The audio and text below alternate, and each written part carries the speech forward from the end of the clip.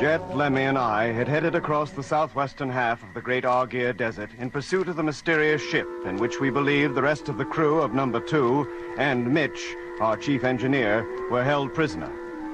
Then we came across what appeared to be a derelict sheep farm in the heart of the desert. But the animals in its pens were not sheep. In fact, they were unlike any animals we had ever seen on Earth. We then saw a man disappear into the derelict house. A man who had a beetle-like creature as his companion instead of a dog. We decided to investigate the house. Much to our surprise, we found Mitch sleeping in one of the rooms. A changed Mitch who no longer needed a helmet to breathe and who thought he was back on Earth, in Australia. When we tried to persuade him to return to the trucks with us, he attacked Jet and made a hole in his helmet. Lemmy, that curtain. Bring it over here, quick. Yes, Doc. What are you going to do? Stuff that hole with it, Jet. It'll stop the leak enough for you to get back to the truck anyway. Here you are, Doc. Right. Okay, Jet. Bend your head forward. Uh-huh. That's it. Now. What is it, Doc? This fabric, it breaks up into little pieces like it was rotten. You mean you can't use it? Lemmy, on the bed, the sheepskins, whatever they are, bring some of those. Yes, Doc. Hang on, Jet. One of those should do the trick temporarily anyway. Do you feel all right? Yeah, for the moment. But I must be losing oodles of gas. Here you are. Thanks. That's more like it. There.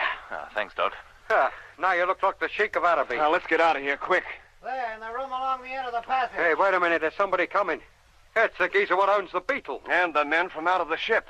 The window. We can get out of there. Yes, come on. There's somebody out there and we're trapped. All right. We'll have to fight our way out. And risk all our helmets being punctured? So what else can we do? Stay where you are. Oh. Well, it's pretty obvious what else we can do. Nothing. They're here. That's them, Doc.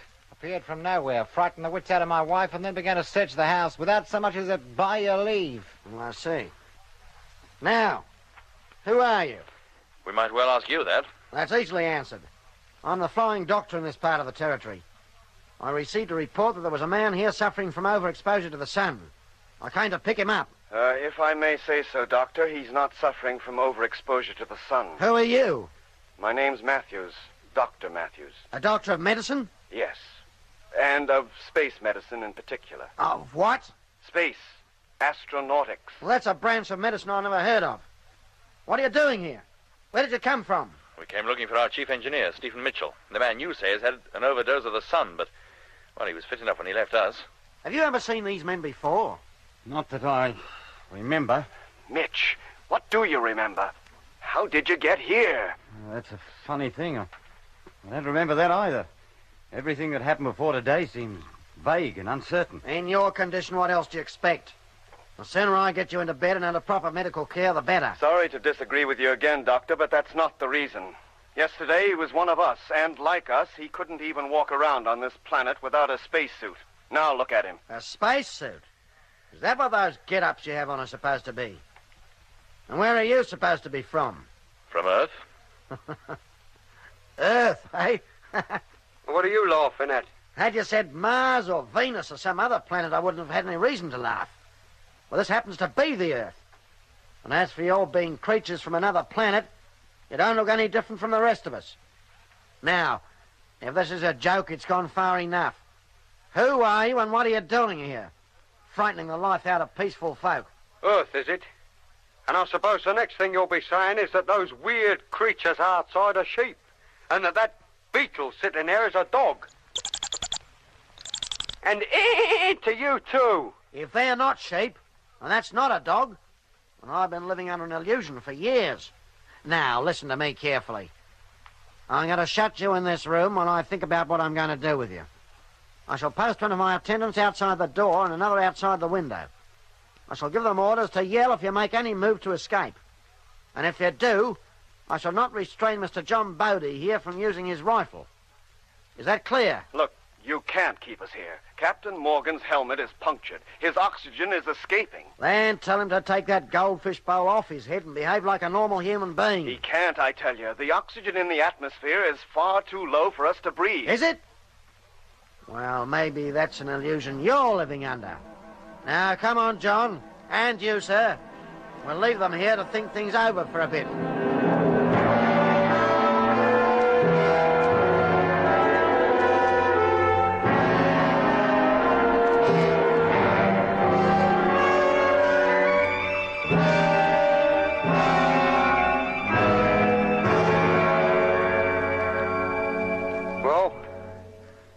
Who's crazy?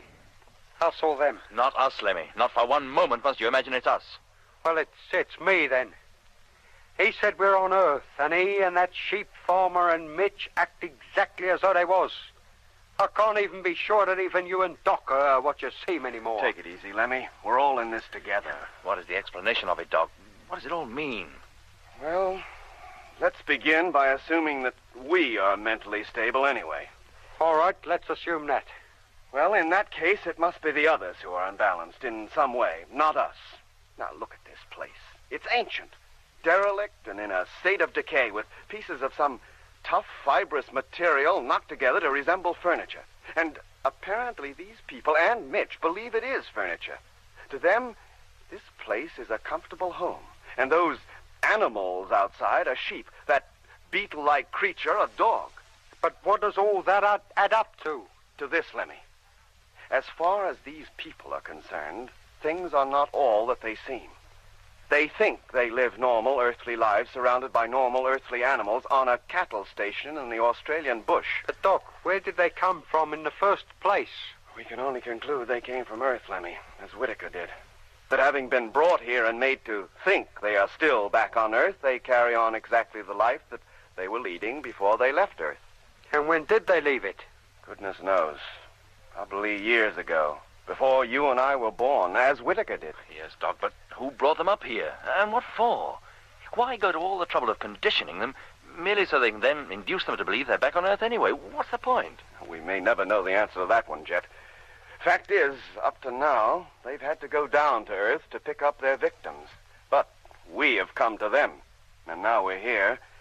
They intend to keep us. And never let us go back? Probably. Oh, blimey. They already have Dobson and Harding, and now, apparently, they have Mitch. And we're the next on the list. That's why this so-called flying doctor's come. The next thing we know, he'll be hypnotizing us, and that will be our lot. No, Lemmy, I don't think so. How do you mean?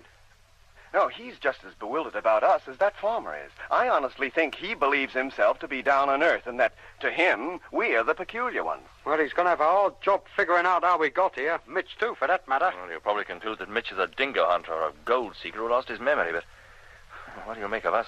I don't know. It's my guess he'll report it to somebody. Well, who? Well, I'd give a lot to know, Jet. He'll probably be under the impression that he's reporting our case to the police or some other authority. But it'll be only an impression, you mean? In actual fact, he'll be reporting to the people who conditioned Mitch, and are probably going to try to condition us. That's right. And then? Well, that remains to be seen. They might come and get us. Well, they might, Lemmy. But I'm hoping by the time they get around to it, we'll have figured out some way to get away from here and back to those trucks. You got to hope. We must get you back, Jet. I don't know how much oxygen is escaping from your suit, but it must be considerable. Unless we get back to the truck soon, your chances of survival are going to be very slim.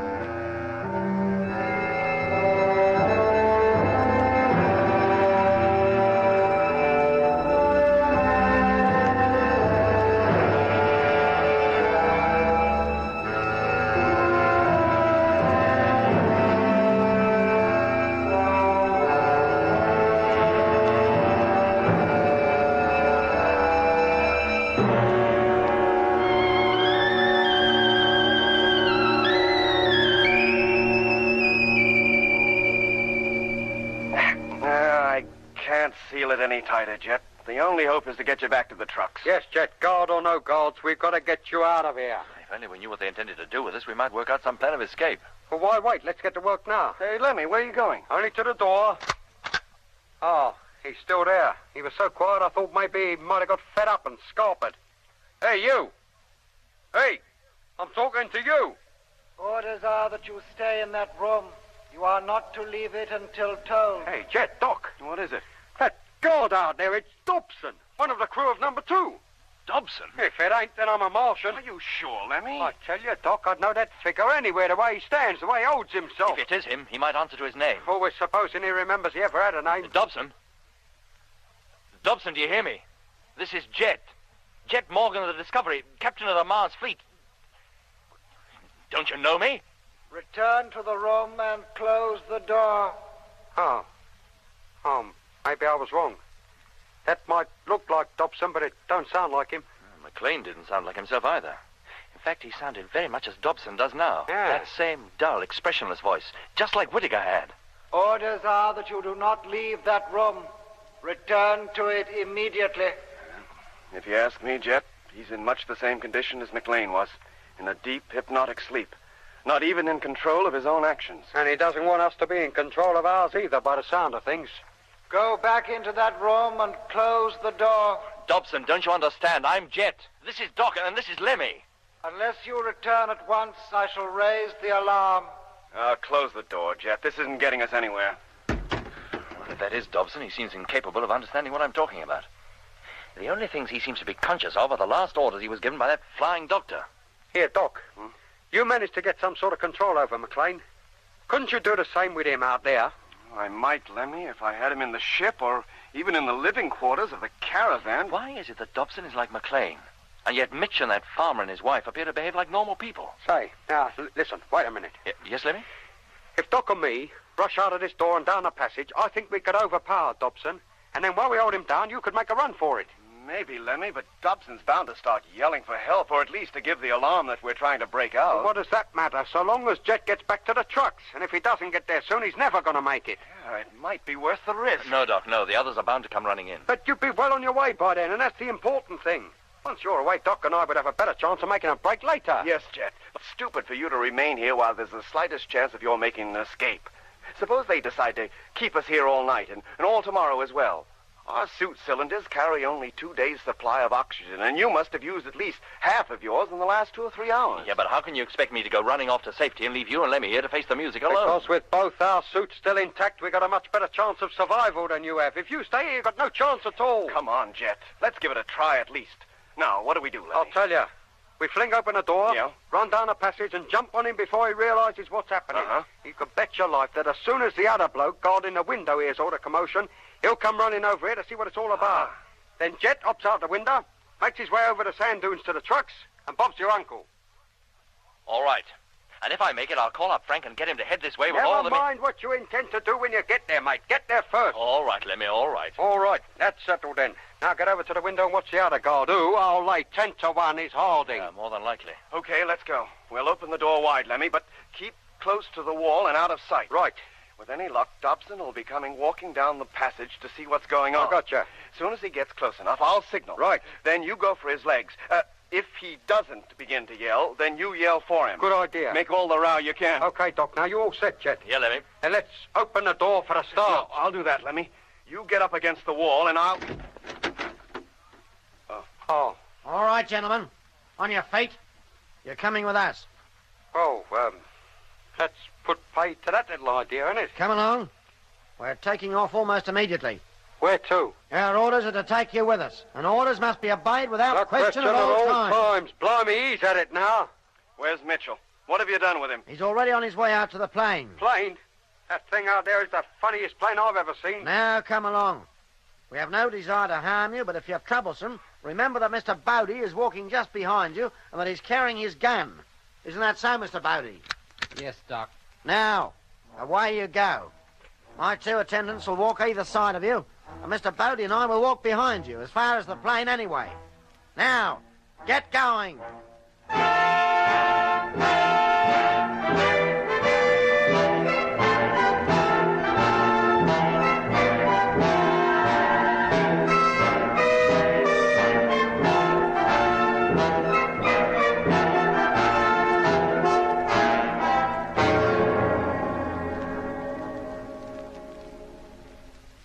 Now, head towards the plane and climb aboard. A plane, he calls it. All my life I should meet such people. Get going. Don't talk so much. Lemmy, Jet. Yeah? Jet, this is the chance for you to make a break. With 2 zombies on each side of us and that sheep farmer and his rifle directed behind us, what are you talking Keep about? your voice down, Lemmy. Yes, Jet. Listen, you two, we haven't much time.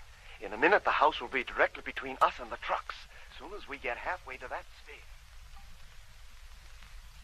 Now, come on. Keep going. What are you stopping for? I feel all weak. I think I'm going to faint. Faint, is it? I feel all dizzy. Now, go on. The others are leaving us behind. I can't, I tell you, I can't walk another step. I must sit down and... Oh. He's fallen down. He must have fainted. Okay, Doc, this is it. You ready? Yeah, Jet. Well, what's happening? What's the matter with Lemmy? Keep walking towards the plane. Lemmy, are you ill? Do you hear me? I said keep going. Not before we know what's wrong with Lemmy. John, give me that rifle. Hey, Oh, no, you don't. hey, what are you doing? Oh, run for it. Run for it, Jet. Go on. Okay, Doc, here I go. Hey, come back here. Come back. Ah, not so fast, mister. I ain't so ill as I look. Why, you? Hold him, Lemmy. Hold him down. I'm doing my best, Doc. Stop him, John. Stop him. Shoot if you have to. I certainly will. Oh! That's it, Doc. Boy, give it to him. That's so good. Quick, straight back. Over the fence and through the sheep. Out of my way. Go on now. Thank goodness they don't attack me. Now, over the sand dune, down the other side. Hello, Jet. Can you hear me? Yes, Doc. I'm just clear of those peculiar sheep. If you can hold out a bit longer, I'll make it. Yeah, go on, Jet. Oh, What is it, Doc? the farmer. He slipped from my grasp. He's picked up the rifle and he's heading after you. Oh, he'd have to be a pretty good shot to hit me now. I've got a flying start. All right, Lemmy. That's it. The fight's over. Yes, Doc. Well, mate, you can get up. And there's no use going on at me like that. Yes. We'll go to the plane, as you call it. No. We won't give you no more trouble. Lemmy, what's he saying? All I can hear is you and Doc. Don't you worry, Jet boy. We'll look after ourselves. Good luck, Jet. Hope you make it. But what about you, Doc? And Lemmy, what am I... Hey, what was that? The farmer, he's shooting at me. Oh, blimey. But from a long distance. In a minute, I'll be over the dune, out of his sight. There. I'm descending the other side now. Oh, the truck's still there, Jet. Yes, Doc. Then go on, boy. Alongside the trucks now. And opening the door. The farmer's on top of the dune. He's shooting at me again. Then get inside, Jet. And quick. Oh, don't you worry. I'm already in. Closing the door again. I made it, Lemmy. Did you hear, Doc? I made it. Good for you, Jet. How about you? We're walking towards the sphere again. In fact, we're almost up to its door.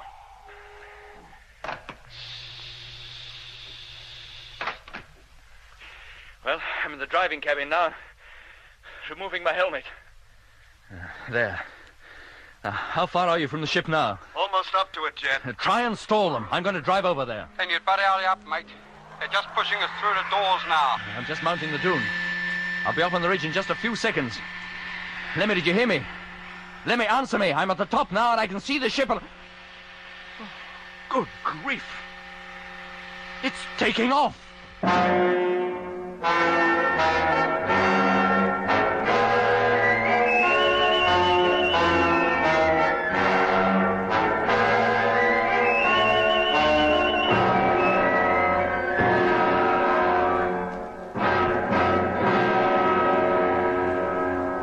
Dobson and Harding once more on either side of us, and the so-called flying doctor backed up by the sheep farmer and his rifle behind us. There was no longer any opportunity for Lemmy and I to escape. But at least Jet, with his punctured helmet, had reached the safety of the caravan, and for the time being, at any rate, his life was saved. Meanwhile, Lemmy and I had no choice but to enter the large sphere as ordered by the flying doctor.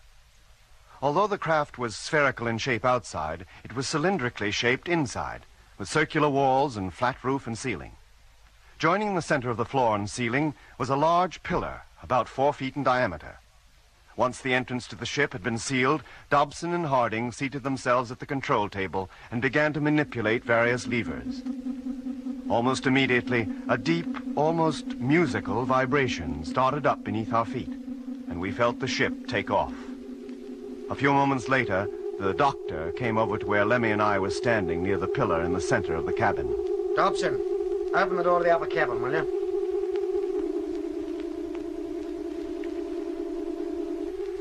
Now, Dr. Matthews, if you'll kindly climb up the ladder, I think you'll find the upper cabin much more to your liking.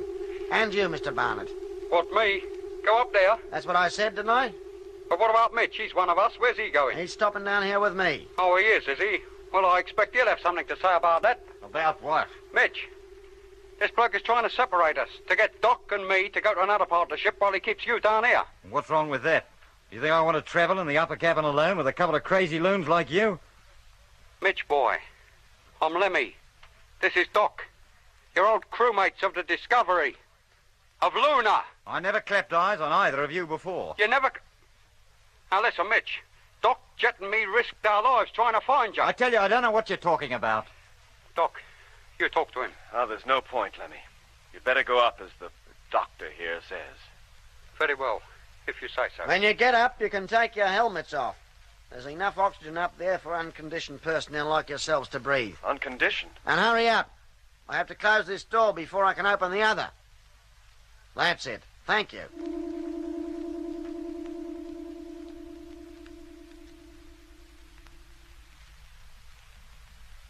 Take your helmet off, Lemmy. He was right. We can breathe. That flying doctor down below knows more about us than he cares to admit. Hey, Lemmy, your helmet. Take it off. Go on. Yes, Doc. And there's no need to make a thing of it. The atmosphere is okay, I tell you. I've been breathing it for the last 5 minutes. Huh. Well, what is going on, Doc? What are those Martians trying to do to us? Send us crackers? And are they Martians, Doc, and are we still on Mars? I'm so confused, I just don't know where I am anymore. Lemmy, come over here. Look out of this porthole. There. Look at that landscape, at the pink desert down there. Did you ever see anything like that down on Earth? No, Doc. Of course you didn't, because we're not on Earth. This is Mars, all right. But that farmer and his wife, they seem to think they were back on Earth, and so did Mitch. Now, why, Doc? What does it all mean? Somehow, someone has been traveling between here and Earth and picking up human beings from all parts of its surface and bringing them here.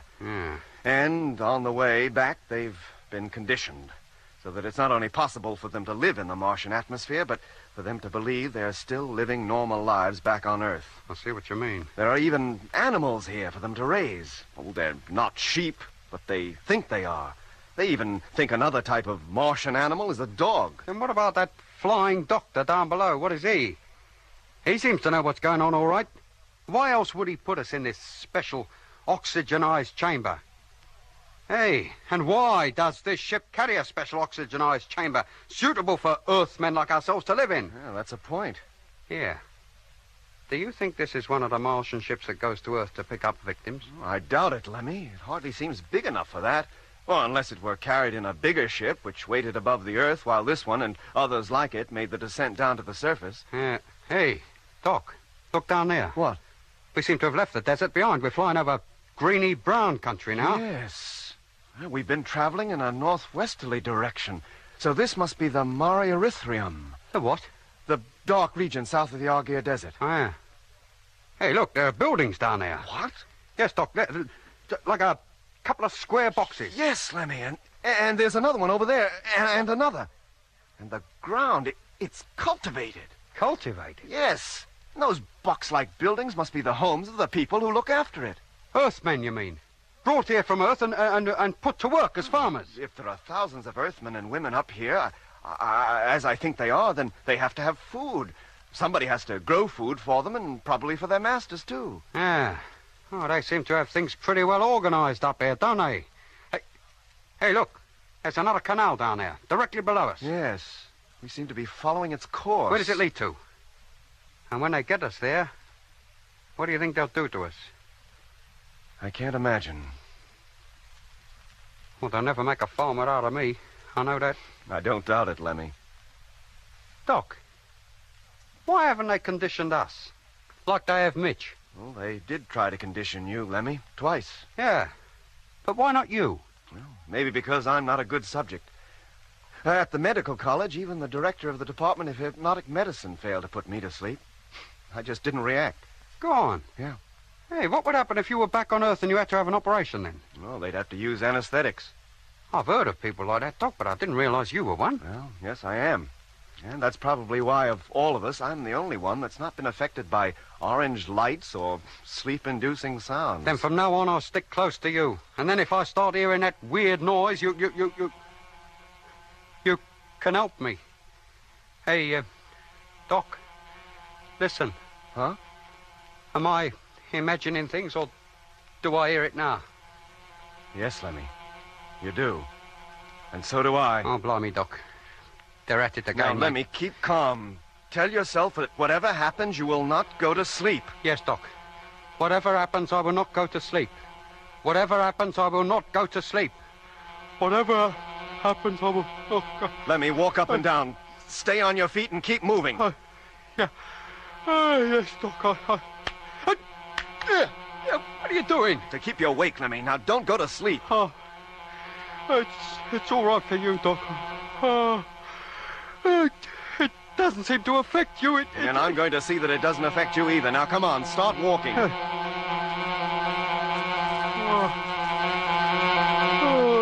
on, Lemmy. It can't go on forever. You'll beat it if you try. No, Doc, I can't. I've got to go to sleep. No, Lemmy, no. Do you hear me? No. Get up. Come on. Oh, Doc, have a heart. That's more like it. Now, start walking again. But I get giddy walking around and round this Come place. on.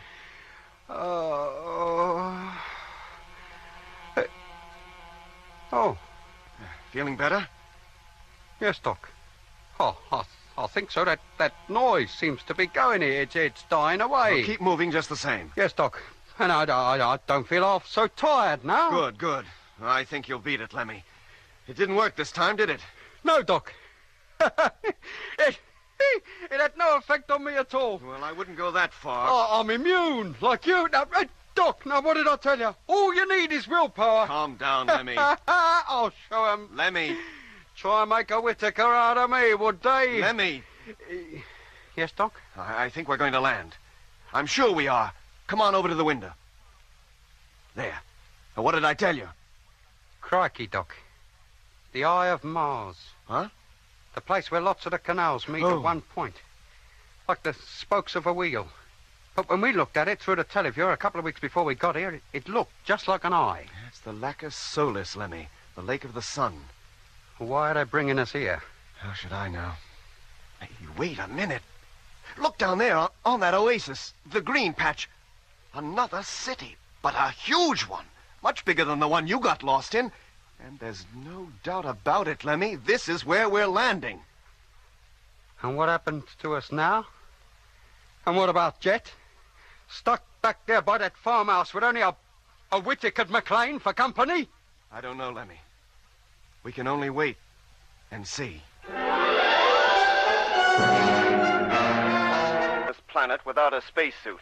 Now look at him. A spacesuit? Is that what those get-ups you have on are supposed to be? And where are you supposed to be from? From Earth? Earth, eh? What are you laughing at? Had you said Mars or Venus or some other planet, I wouldn't have had any reason to laugh. Well, this happens to be the Earth. And as for your being creatures from another planet, you don't look any different from the rest of us. Now, if this is a joke, it's gone far enough. Who are you and what are you doing here? Frightening the life out of peaceful folk. Earth, is it? And I suppose the next thing you'll be saying is that those weird creatures outside are sheep, and that beetle sitting there is a dog. And to you, too. If they're not sheep...